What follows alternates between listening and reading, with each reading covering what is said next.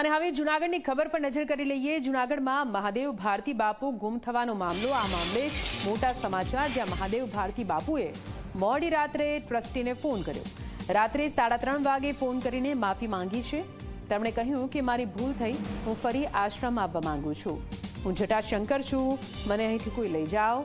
પોલીસે મોબાઈલ લોકેશનના આધારે તેમની શોધખોળ હાથ ધરી છે। વધુ માહિતી સાથે સંવાદદાતા અશોક જોડાઈ ગયા છે ફોન લાઈન પર। અશોક, જૂનાગઢમાં ગઈકાલે સંત શ્રી ગુમ થયા હતા, જો કે મોડી રાત્રે તેમણે ફોન કર્યો, શું તેમનું લોકેશન મળી ગયું છે? અશોક જી ચોક્કસ જણાવી દો તો ભારતીય આશ્રમના સાધુ ગુમ થયાનો મામલો સામે આવ્યો ત્યારે મહામંડલેશ્વર મહાદેવ ભારતી બાપુએ ગત મોડી રાત્રે ટ્રસ્ટીને ફોન કર્યો હતો અને મારી ભૂલ થઈ ગઈ અને ફરીથી આશ્રમ આવવા માંગુ છું તેવી વાત પણ કરવામાં આવી। ત્યારબાદ ટ્રસ્ટીઓ તેમજ પોલીસ દ્વારા જટાશંકરમાં ખાતે જવામાં આવ્યા છે, ત્યારે પોલીસનું લોકેશનના આધારે તપાસ તે શરૂ કરવામાં આવી। વહેલી સવારથી બાપુ ગુમ થયા છે તેની શોધખોળ ચાલુ છે। મહાદેવ ભારતી પોતાની સાથે મોબાઈલ લઈ ગયા હોવાનું પણ સામે આવ્યું છે।